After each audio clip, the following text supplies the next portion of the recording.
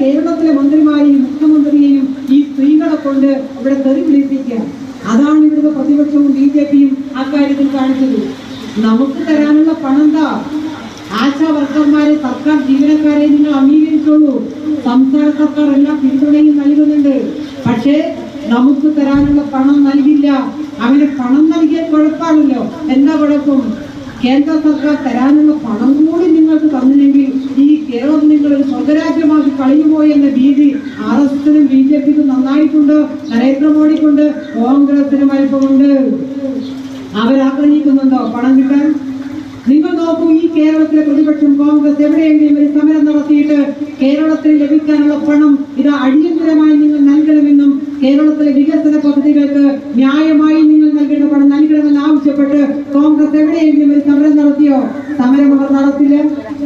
കാരണം ഈ ഗവൺമെന്റിന് പണം കൂടി കിട്ടിയാൽ പിന്നെ ഇനിയും വികസന പദ്ധതികൾ അവർ നടപ്പിലാക്കിയാലോ? അതാണെങ്കിൽ പ്രകടന പത്രികയിൽ പറഞ്ഞ് മുഴുവൻ കാര്യങ്ങളും കഷ്ടകാലത്തിന് നടപ്പിലാക്കാണെന്നുള്ള വേവലാതിയിലാണ് ഈ കോൺഗ്രസ്സുകാർ നടക്കുന്നത്.